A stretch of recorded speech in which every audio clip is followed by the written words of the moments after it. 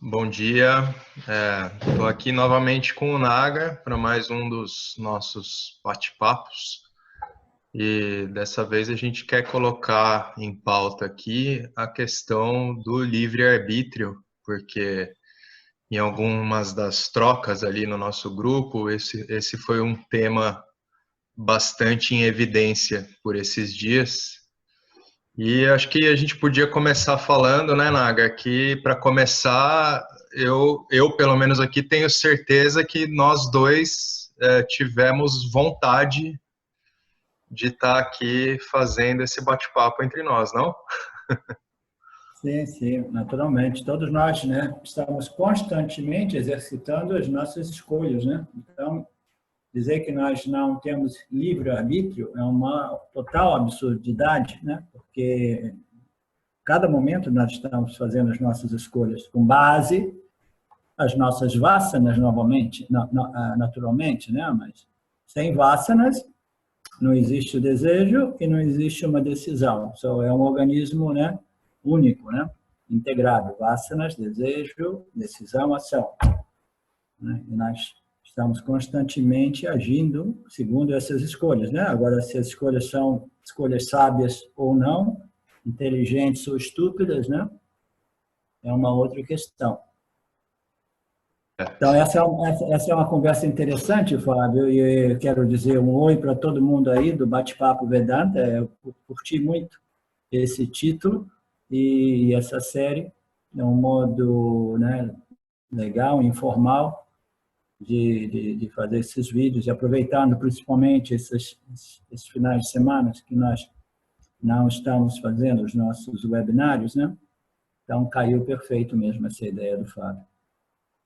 Então, Fábio, como é que a gente começa falando de tudo isso? A gente se dizia aí que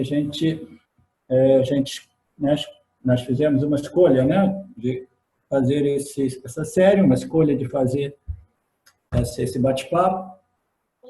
Sim, e eu estava aqui pensando também, Naga, que né, existem as duas perspectivas de contemplação, a do Jnana Yoga, no Karma Dharma, a compreensão de Karma Dharma, onde a gente deve compreender a aplicação, né, do livre-arbítrio com sabedoria, né?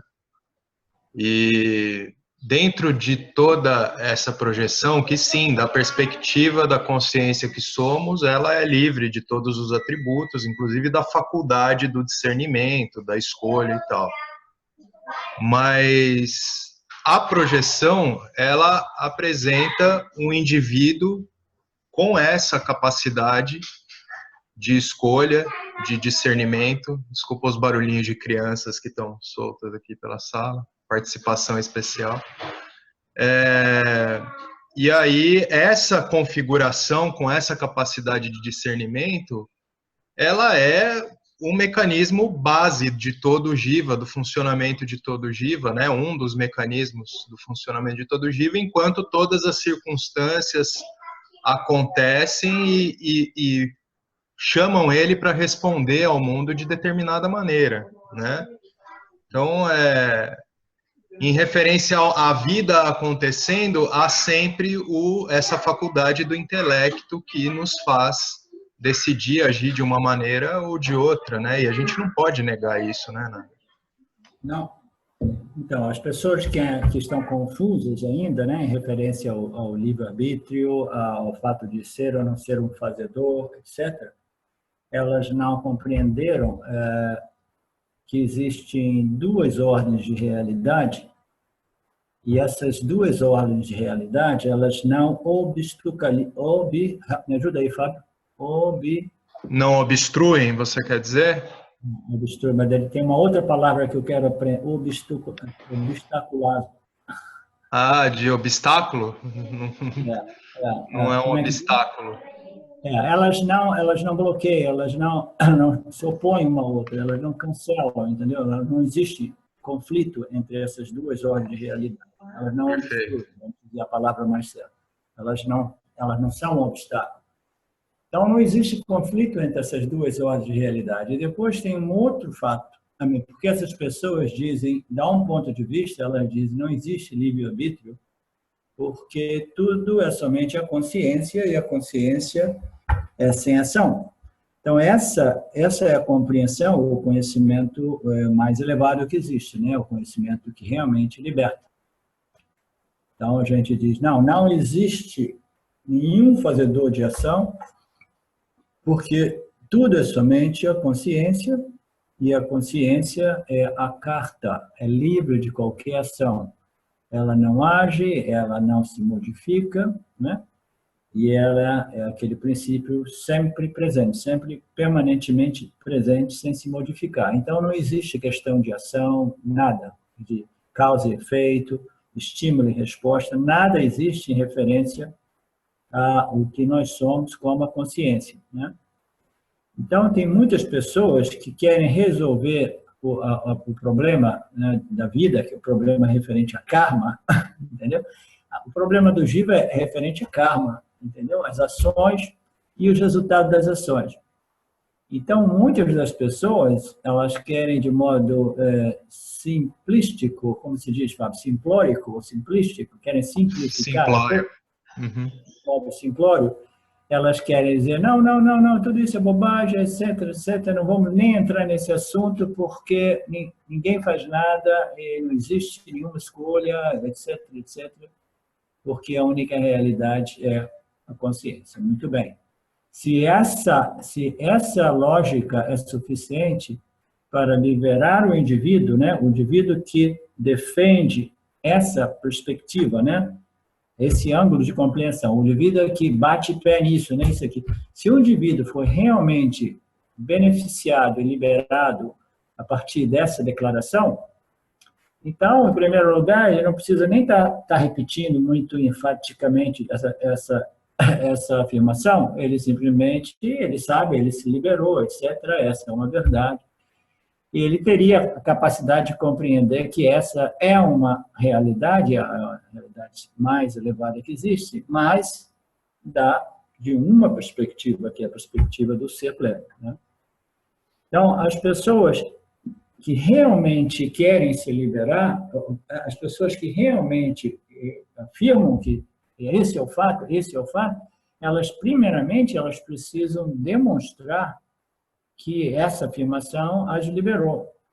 Mas a gente vê, de um lado e do outro, Fábio, pessoas que claramente, né, basta você ter um pouco mais de sabedoria, como eu e você, para a gente perceber que são pessoas que vivem ainda uma vida de conflito, confusão, sofrimento psicológico, e ainda assim ficam batendo o pé dizendo não existe livre-arbítrio, ninguém é o fazedor, como se aquilo tivesse resolvido o problema deles, entendeu? E você, com um pouco de sabedoria, nós com um pouco de sabedoria, a gente vê que a pessoa está ainda perdida, confusa, cheia de conflitos, reclamando de Shuara, reclamando da vida, etc, etc. Toda essa dinâmica, né, derivada da auto-ignorância. Então, é inútil ficar afirmando que não existe o fazedor, que não existe livre-arbítrio, se essa afirmação não te liberou. Então, isso aí a gente já coloca uma linha divisória, e se você não for liberado por essa afirmação, você pare de afirmar isso veementemente, tentando convencer os outros da sua verdade, porque essa verdade não vale nada, não tem valor, não te liberou, entendeu? Então, quando nós chegamos no Vedanta, nós somos convidados a realmente sujar as mãos e os braços, arregaçar as mangas da camisa e entrar no mundo do karma, porque é somente através desse trabalho, né, de trabalharmos os nossos karmas, compreendermos, né, o campo dármico, o campo das ações, das nossas escolhas e dos resultados de nossas ações. Então, nós precisamos entrar em Mitya de modo que nós possamos preparar a mente para compreender que não existe livre-arbítrio daquela plataforma mais elevada, que não existe escolha, entendeu? Que não existe Shuara, que não existe Jiva, que não existe causalidade. Mas dessa plataforma. Então, nós precisamos entrar em Mitya, viver os nossos karmas, trabalharmos os nossos karmas como meio de purificação, preparação da mente para nós compreendermos aquilo. Agora, como ocorre frequentemente, as pessoas são impacientes, elas querem botar o boi na frente da carroça, né? E elas querem usar essas afirmações como se essas afirmações tivessem realmente resolvido a mente dela, o ego delas, o sofrimento dela, a ignorância delas. O que frequentemente não é o caso, né? A pessoa que é realmente resolvida e sábia, ela compreendeu essas duas ordens de realidade, e ela não somente compreendeu essas duas ordens de realidade, Sati e Mitya, mas ela compreendeu Mitya em suas três subordens de realidade, entendeu? Que também não obstruem uma ou outra, elas não obstaculizam. Estou tentando me lembrar aquela palavra. Uma hora dessa eu vou lembrar. Elas não bloqueiam, elas não obstruem uma a outra, entendeu? Elas simplesmente existem. Então, quais são essas três subordens de realidade, né? A primeira é Ishvara, que é o corpo macrocósmico do universo, é onde tudo existe como potencial, tudo existe como corpo universal de todas as vasanas, entendeu? Que elas são fornecidas pelos jivas, né? E desse corpo macrocósmico, a gente pode dizer a mente de Ishvara, entendeu? Dali todos os jivas, eles são nutridos, né? De modo preciso, de modo ordenado, a todas as vasanas de cada um de nós, né? Elas voltam contabilizadas para nós, né? De tal modo que nós sejamos, né? Governados e guiados por essas vasanas. Na vida, nada mais é do que vasanas em operação, né? Então, existem as pessoas que até dizem, não, eu aceito Satya e Mitya, mas Satya é simples tudo, mas em Mitya eu compreendo que só existe Ishvara, tá? Então, em Mitya tudo é Ishvara, né? O que é também uma afirmação verdadeira, né? Quando a gente fala de resolver o Jiva e o universo em Ishvara, a gente está simplesmente, né? Nós estamos colapsando já o mundo, o Jiva, tudo em Ishvara, a gente diz tudo é Ishvara. Ishvara, Maya Ishvara projetam tudo isso e todos os Jivas vão dançar como puppets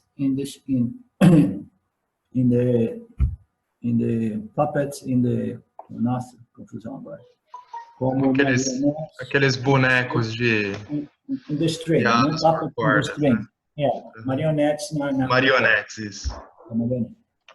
Então, é importante nós compreendermos que em Mitya a gente pode dizer que tudo é Ishvara, e essa é uma resolução importante, mas ela precisa crescer internamente, ela precisa crescer na nossa mente, essa visão, compreensão, de tal modo que a gente possa realmente resolver tudo em Ishvara. Veja bem, agora nós abandonamos Satya, nós estamos em Mitya, três ordens de realidade, aqui a gente pode colocar tudo em Ishvara e resolver a problemática do Jiva, mas essa resolução ela precisa ser gradual e baseada na nossa visão clara, entendeu? Senão, de novo, é mais desilusão, é mais, entendeu? Delírio, é mais viagem mental, entendeu? É mais escapismo, né? É mais desculpa, né? Eu me desculpo dizendo, é tudo Ishvara, entendeu?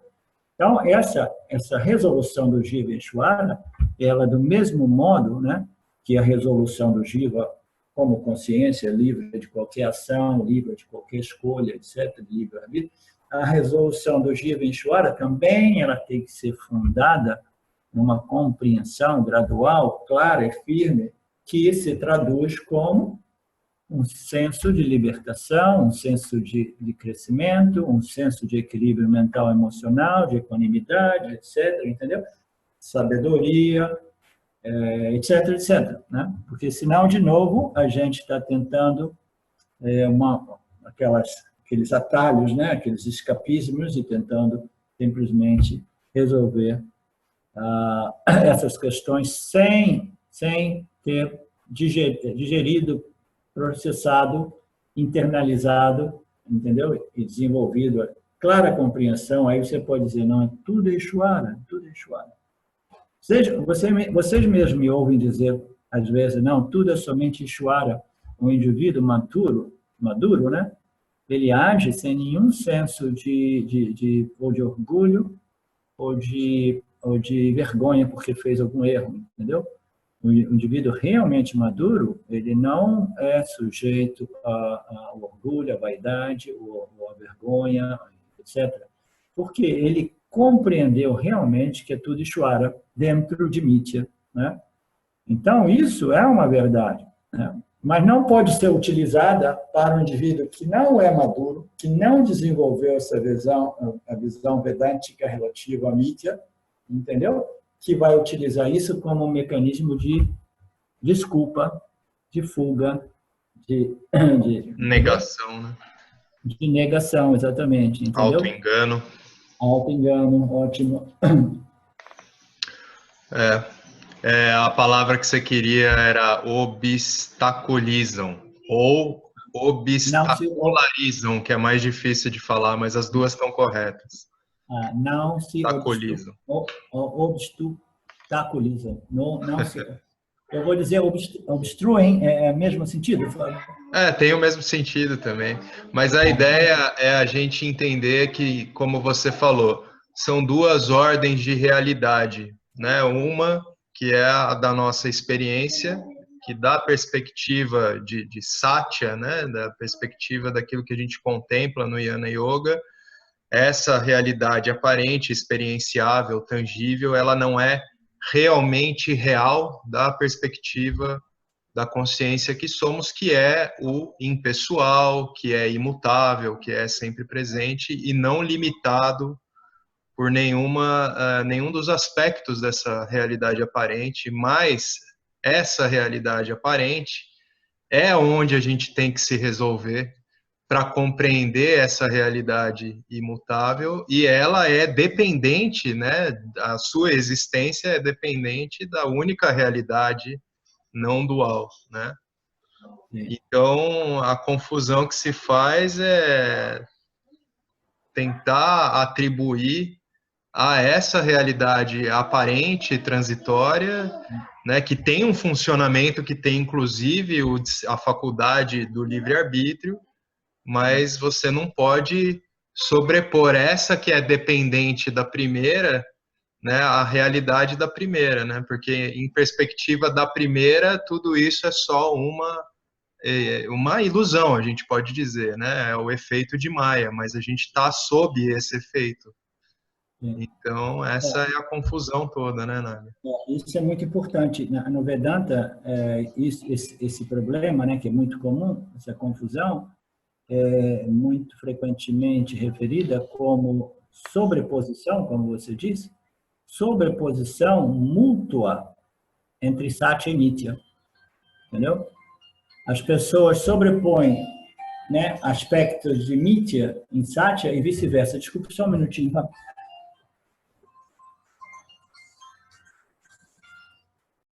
Pronto. Então, isso que você comentou, Fábio, é importante que as pessoas compreendam que é referido no Vedanta como uma sobreposição mútua entre Satya e Mithya.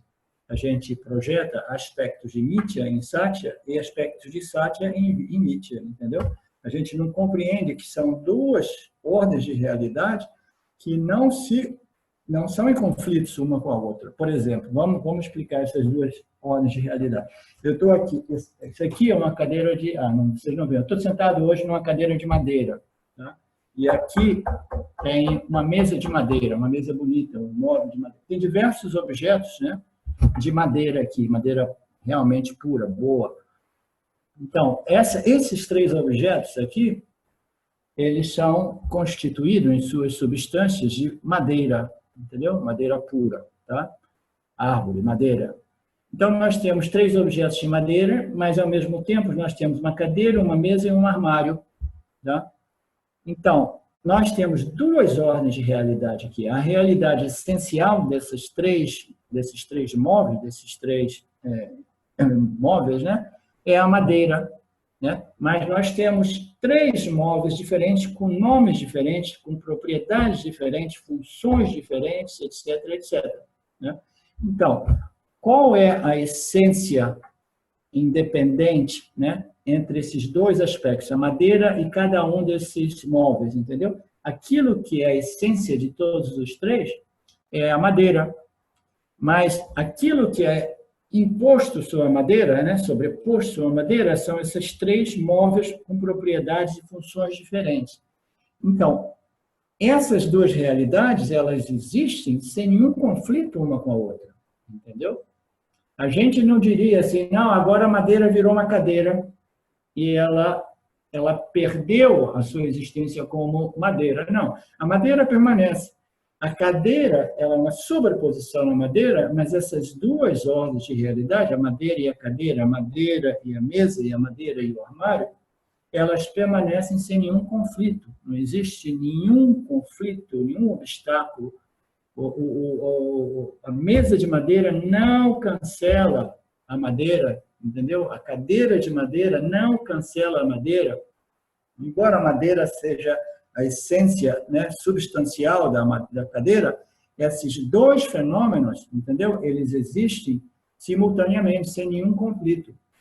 E é aí que as pessoas, muitas vezes, elas não compreendem esse aspecto. Aqui nós estamos falando, é uma analogia referente, né? A madeira seria Satya e os nomes dados a esses móveis, né, seria Mithya. Mas tem uma outra analogia, Fábio, que eu gosto muito, que é toda ela referente a Mithya, né? São essas três subordens de realidade. Nós temos duas ordens de realidade, Satya e Mithya, e em Mithya nós temos três subordens de realidade. Então, essas três subordens é Ishvara, Jiva e o mundo, ok? E Jagat. Então, nós temos aqui a situação, por exemplo, a metáfora mais representativa dessas três subordens de realidade seria a água, entendeu? A água, o oceano e a onda, né? Então, nós temos três ordens de realidade ali, né? Então, nós teríamos a onda, que é o indivíduo, né? Nós temos o oceano, que, na verdade, seria... essas três, essa analogia representam três ordens de realidade, duas ordens de realidade e Mithya com duas subordens de realidade somente, tá? Então, vamos recapitular. Nós temos a água, que representa a consciência, a essência fundamental do oceano e da onda, né? Então, nós temos a onda, que representa o indivíduo. Nós temos o oceano, que é a totalidade do manifesto.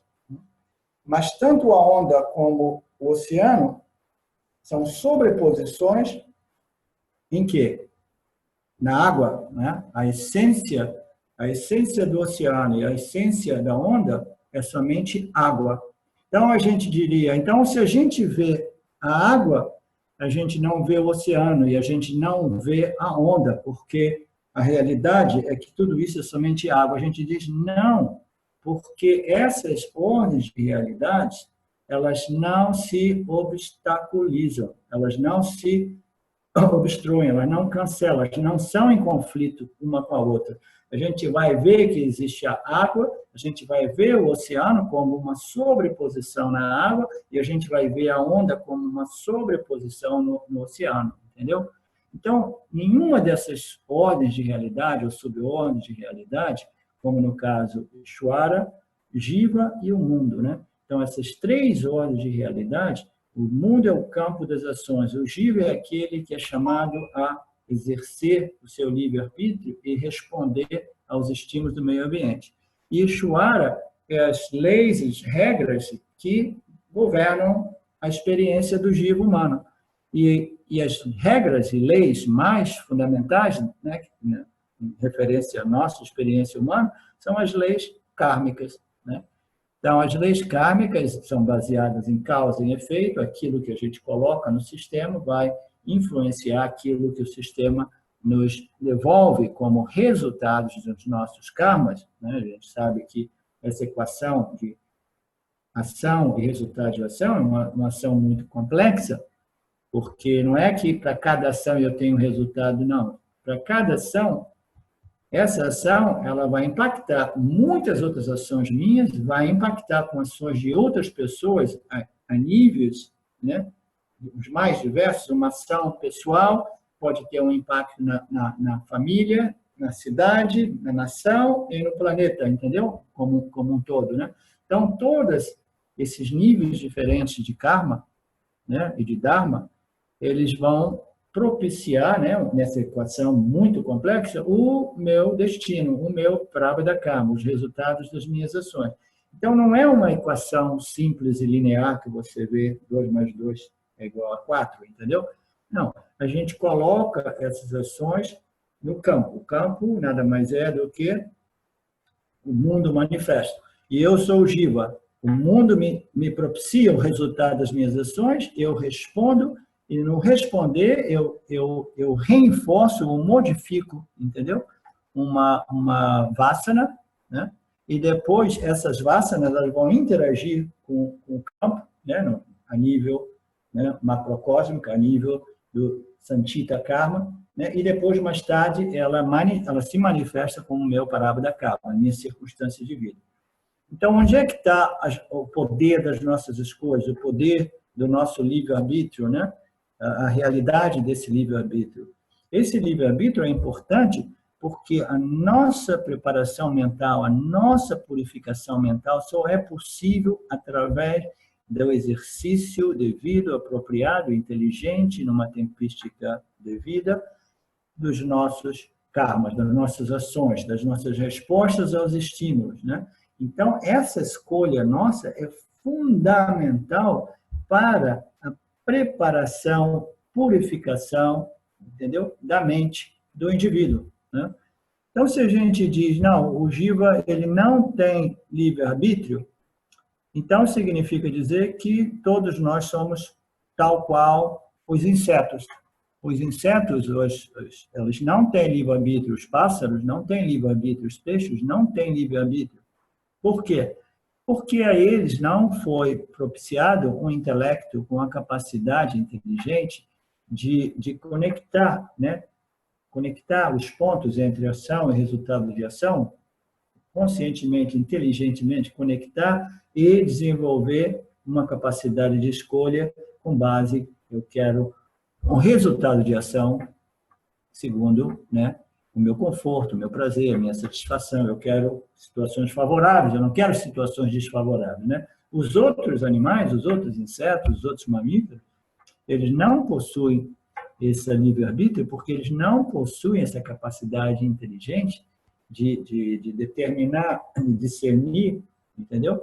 A relação entre causa e efeito, ação e resultado de ação, eles simplesmente respondem mecanicamente. Então, dizer que o Jiva humano não tem livre-arbítrio significa reduzi-los ao mesmo status de todos os outros animais, o que não é o caso. Nós temos uma mente inteligente, uma mente consciente e inteligente, com capacidade de discernir e determinar, e de até mesmo sofrer toda vez que a gente responde em não harmonia com o campo. A gente sofre internamente, a gente sofre externamente, porque a vida depois nos traz, né, situações, circunstâncias que são desfavoráveis, né?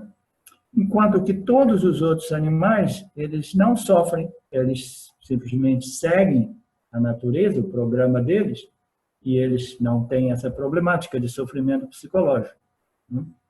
Então, nós, seres humanos, nós temos a capacidade de escolha, isso é indiscutível, como a gente falou no início do vídeo, e essa capacidade de escolha, a menos que ela seja em harmonia, alinhada com as leis naturais do campo, todos os outros animais, eles respondem em harmonia com o campo.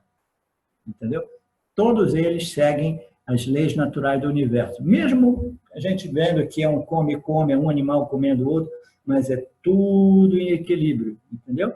Cada um desses seres está seguindo essa inteligência, né, embutida no sistema, na criação, e tudo é mantido em equilíbrio. Eu estava tendo uma conversa no outro dia, ontem, com a Silvia aqui, falando do vegetarianismo e das pessoas que comem carne, aquelas que não comem carne, etc. E eu falei para ela que o vegetarianismo muito considerado pelos Vedas, né? É importante dentro da nossa cultura, porque todos os outros animais, muito embora a maioria deles não sejam vegetarianos, eles comem uns aos outros, mas ainda assim eles não trazem um desequilíbrio do sistema, porque eles não têm escolha, eles vão simplesmente vão reprocriando, eles vão crescendo, se tiver que andar em extermínio, é para o bem, do todo, etc, etc, mas é tudo em equilíbrio. Os únicos que podem trazer um desequilíbrio somos nós, por causa dessa inteligência nossa. E a curiosidade, que eu estava nessa conversa com a Silvia, eu falei, você nota que, por exemplo, que todos os outros seres vivos, eles fazem parte de uma cadeia alimentícia que eles comem e são comidos. E o problema nosso é que ninguém está comendo a gente também, entendeu? Porque se de repente tivesse gente comendo a gente, Fábio, nós não teríamos explodido como, entendeu? Nós somos uma praga, a gente somos já 80 bilhões, etc. E a gente quer comer tudo que aparece na nossa frente e está acabando com todos os outros seres vivos, entendeu? Pois é.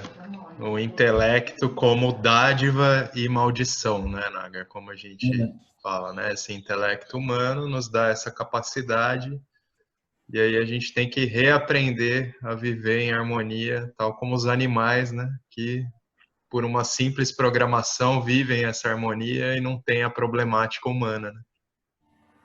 Exatamente. Exatamente. Muito bom. Então, voltando para o ponto do livre-arbítrio, Fábio, é muito simples. Do ponto de vista da consciência, não existe livre-arbítrio. Não existe. Porque, do ponto de vista da consciência, a consciência é simplesmente sem nenhuma ação, entendeu? Livre de qualquer modificação, é um sem um segundo, um sem o outro, é não dual, etc. Então, não existe escolha, não existe ação, não existe pensamento, não existe energia, não existe nada. Então, isso todos nós somos de acordo, né? Do ponto de vista da consciência, não existe livre-arbítrio e não existe escolha, não existe o jiva, o fazedor, né? O pensador, o fazedor, não existe nada disso, não existe limite, etc, etc. Mas isso, como a gente já determinou antes, não resolve o problema do indivíduo, a menos que ele tenha uma mente refinada, né, purificada, né, de modo a compreender esse fato, essa declaração dos Upanishads, né? Caso contrário, que é o caso da maioria das pessoas que se apegam a essas noções, ela simplesmente vai usar isso como uma fuga, né? Então, do ponto de vista da consciência de Satya, né, não existe livre-arbítrio, não existe fazedor, não existe nada. Do ponto de vista de Ishvara, entendeu? Ishvara é o único fazedor de todas as ações, entendeu? Os jivas, eles são simplesmente instrumentos de Ishvara. Ishvara é aquele que governa todos os jivas, entendeu? Através do seu corpo macrocósmico de vasanas, entendeu? O corpo macrocósmico, ele vai, né, canalizando as vasanas a cada um de nós, né, nesse sistema, nesse computador incrivelmente perfeito, né? Ele vai canalizando tudo isso e todo mundo vai agindo segundo as suas vasanas. É aí que muitas pessoas, as pessoas começam a pensar nessa questão do livre-arbítrio, elas ficam presas nisso.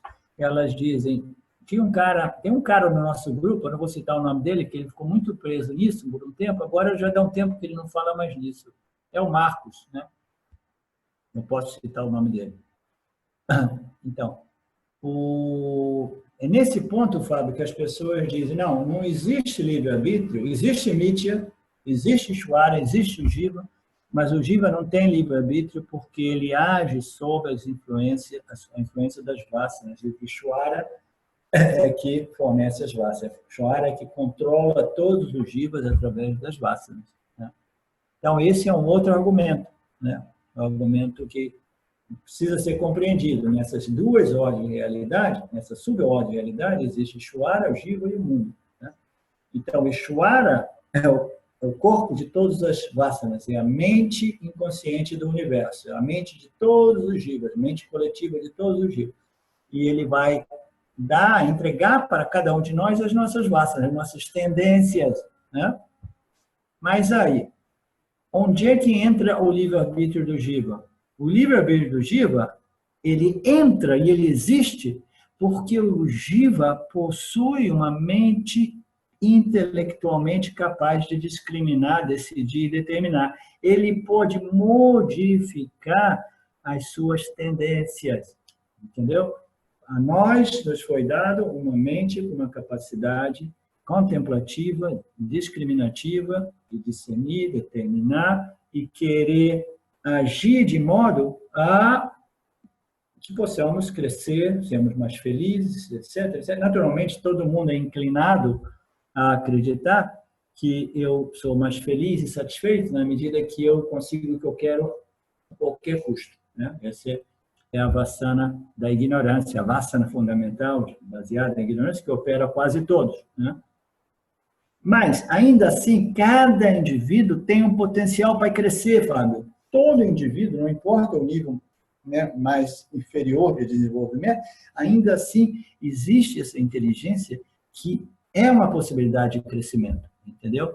Um dia as pessoas começam a conectar os pontos e conectar, né, os efeitos das suas ações, dos seus pensamentos, a ligação entre os desejos, a vassana, desejo, ação, escolha, etc. Tudo isso, entendeu? E as pessoas começam a desenvolver um pouco de compreensão e entendimento.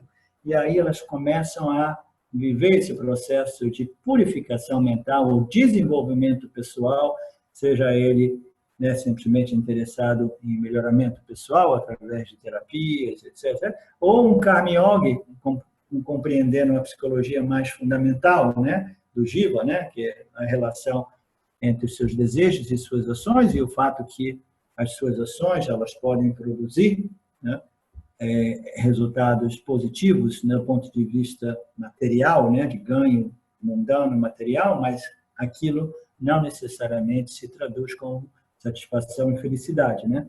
Então, de um modo ou de outro, o indivíduo, ele através desse intelecto inteligente, desse livre-arbítrio, dessa capacidade de escolha, de discernir, etc., ele começa a modificar o programa com o qual ele chegou aqui, entendeu? Se a gente chega aqui, a gente chega com nosso saco cheio de vassa, né? Todas as nossas tendências, as tendências vão nos operando.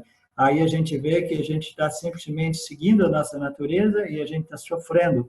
A minha correu assim. Vocês sabem, dessas vezes eu compartilhei que eu tinha um karma enorme, tive muito trabalho para fazer do ponto de vista karma. E eu tinha duas possibilidades, ou me matava, ou me drogava até me acabar, ou arregaçava a manga da camisa e começava a fazer o trabalho lá de baixo mesmo, entendeu? Resolvendo os karmas, resolvendo mesmo os karmas mais difíceis, entendeu? A gente não tem modo de fugir dos nossos karmas, né?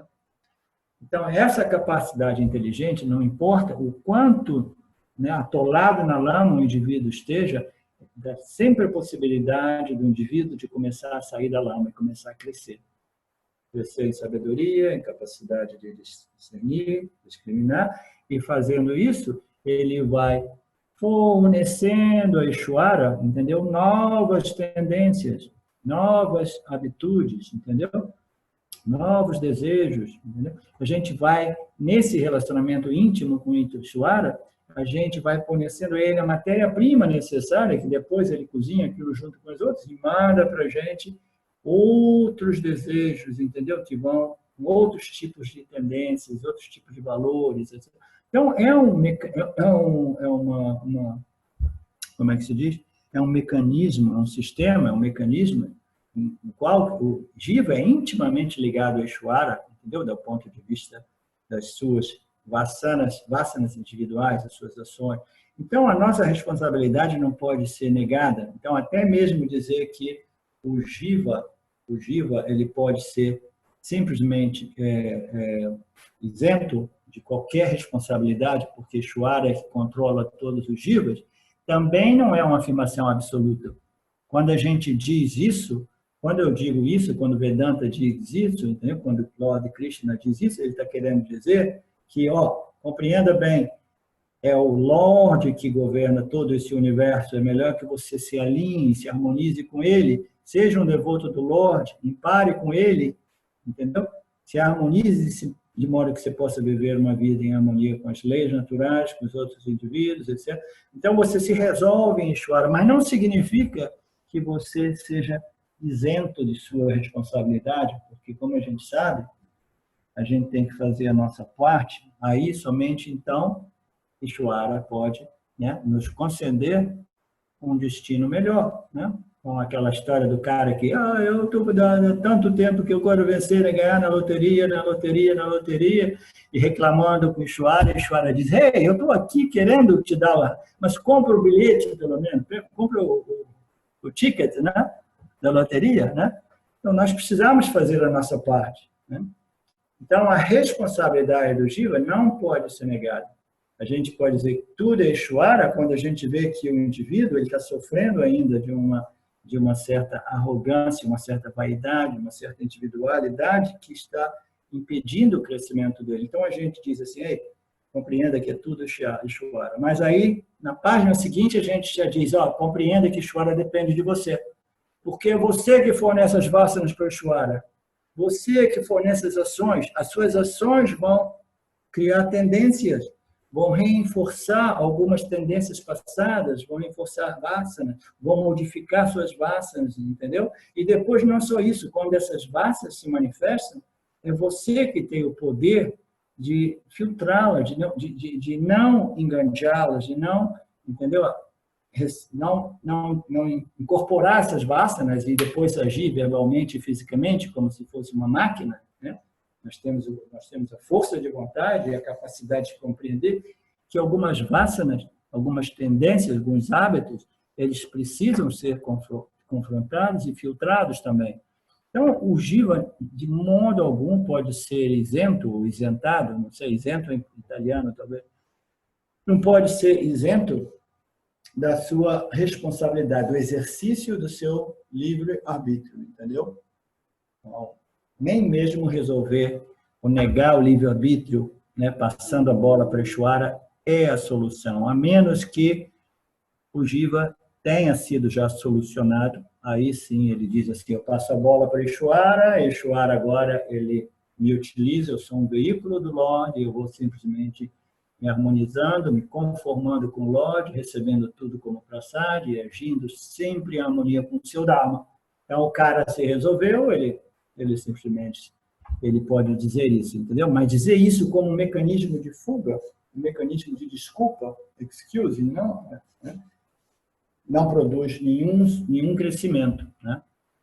Então, recapitulando, nós temos essas 3 ordens de realidade dentro de Nitya que precisam ser compreendidas, que elas não são em conflito uma com as outras, e que, do ponto de vista de Ishvara é que é o único fazedor, é o único que escolhe, que governa todos nós.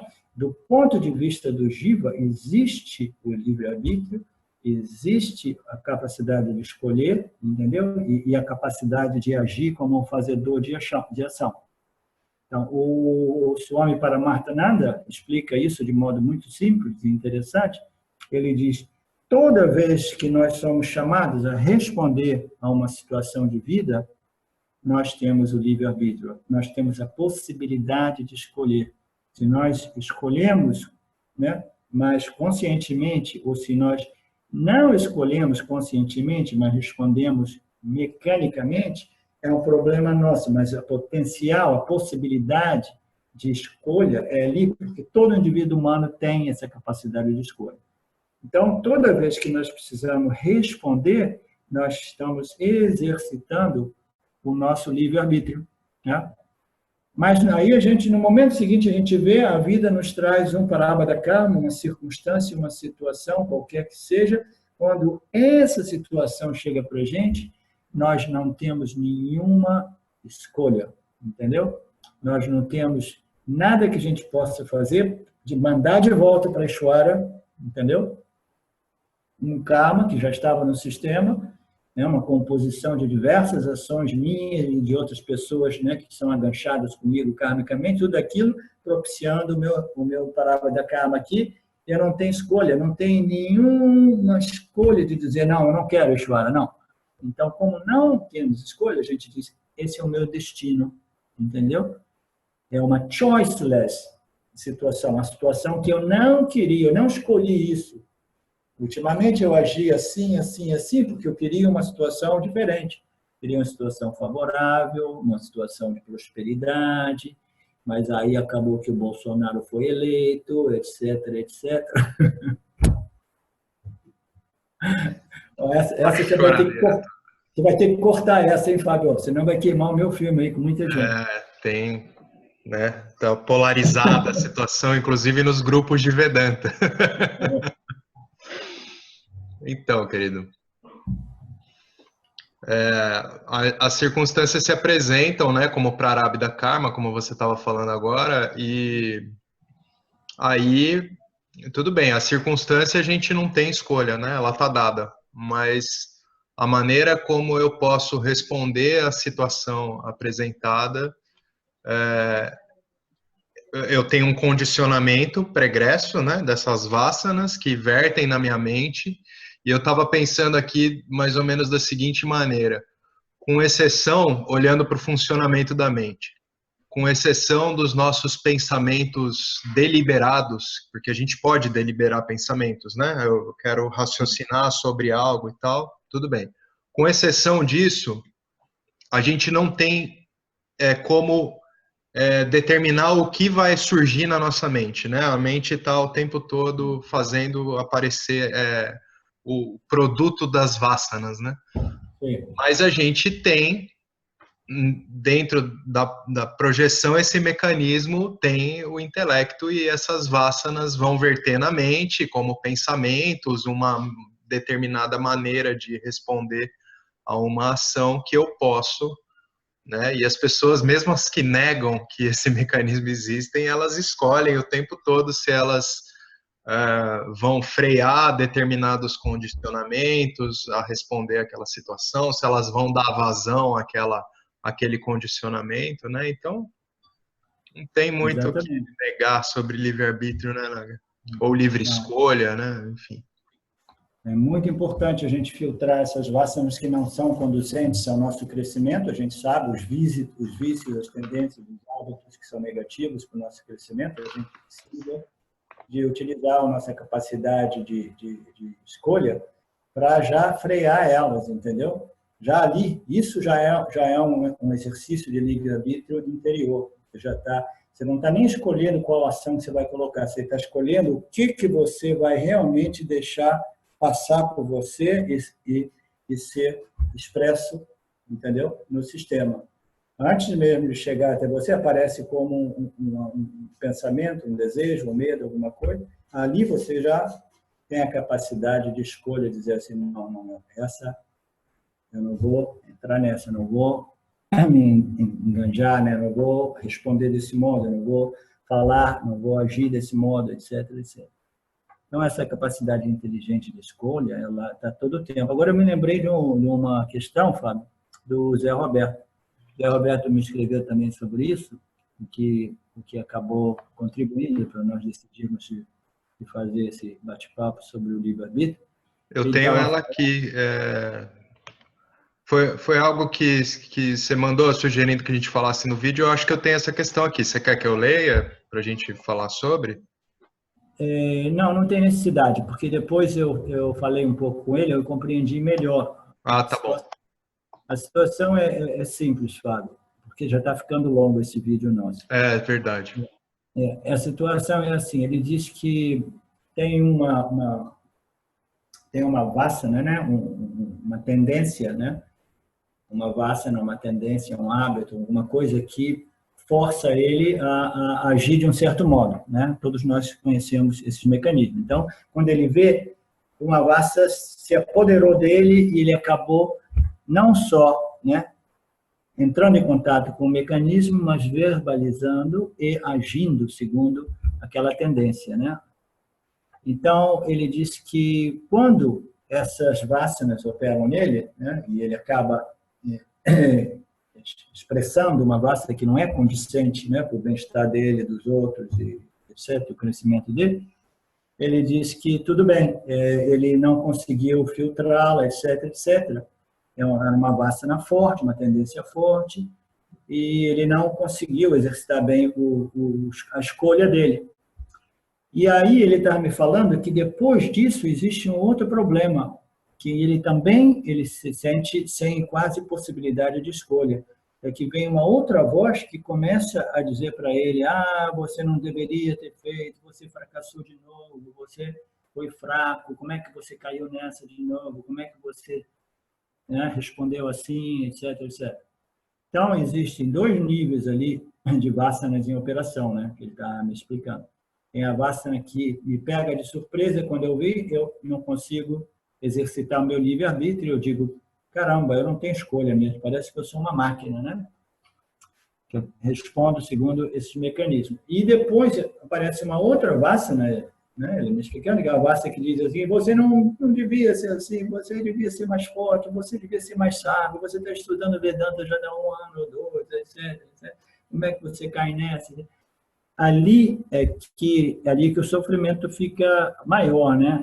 Essa reação da reação. Primeiro, a mente nossa, ela reage a um estímulo segundo as nossas vassanas. E às vezes essas reações são tão vinculativas e compulsivas que a gente não consegue filtrá-las ou discriminá-las bem, e quando a gente vê, a gente já falou e agiu com base nela, né? Então, isso é um mecanismo, é uma vassana, né, que, de qualquer modo, nos dominou.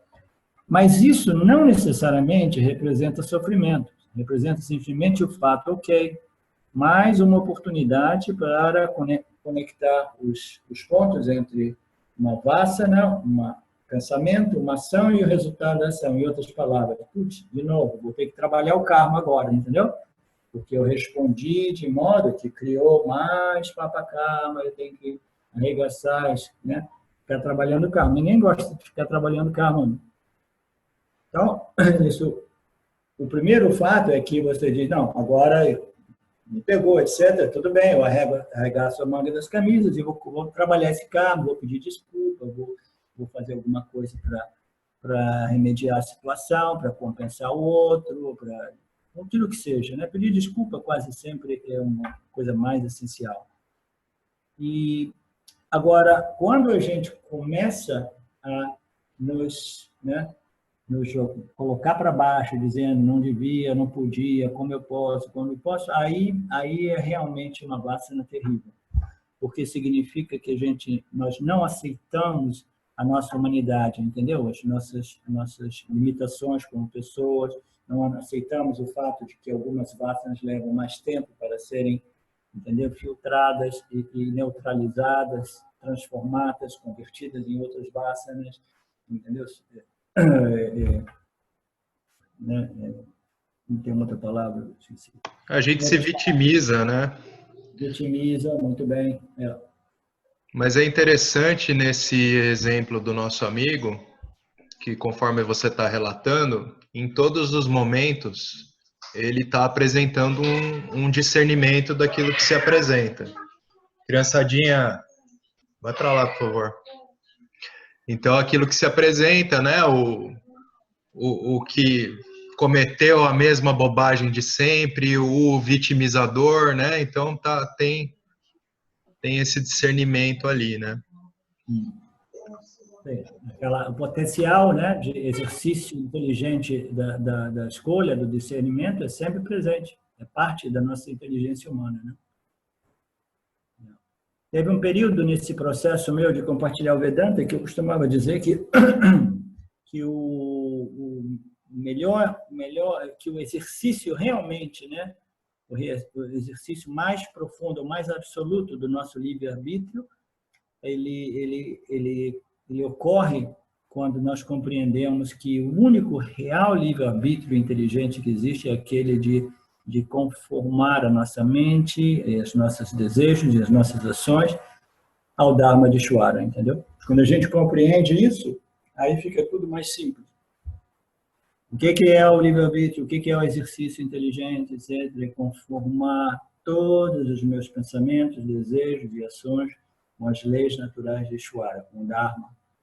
Quando a gente compreende isso, aí nós começamos realmente a exercitar o nosso livre-arbítrio de modo inteligente, né? E a gente vai ganhando essa riqueza interior, que é a riqueza mais elevada que existe, né? A gente pode até não ter dinheiro no banco, mas a gente tem essa riqueza, né? Uma mente pura, um coração tranquilo, né? Uma mente sábia, né? Em paz, etc, etc, né? Muito bom, excelente. Tomara que sirva, né? Sirva um pouco para ajudar as pessoas, Fábio, e você, de repente, pode deixar aberto para as pessoas que, como esse é um tema, né, um tema sutil, etc., as pessoas, quando você publicar isso na nossa página, elas podem escrever perguntas também para a gente, entendeu? Muito bom. Aí, a gente pode, né, tentar ajudar um pouco mais. Eu vou fazer essa sugestão, sim. E agora, sábado, você vai para a Espanha encontrar o James, né? Eu estou indo sábado, vou chegar, confirmei, chegar lá de noite, e no domingo eu vou fazer um seminário com o pessoal dos Estados Unidos, da Europa, para não ficar muito distante deles, que eu comecei aquele grupo agora. A minha ideia é esse domingo fazer com eles, e o domingo que vem, fazer com o Vedanta Brasil. Muito bom.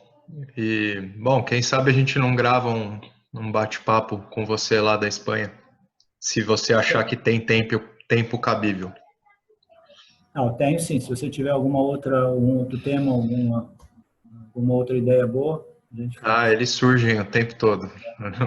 A propósito, eu vi o seu vídeo número 2. Você fez um outro ou é o mesmo de antes? Eu gravei os dois no mesmo dia, né? Como eu Ah, não tenho tempo, assim, para ficar gravando os vídeos, eu gravei 3, na verdade, de uma vez só.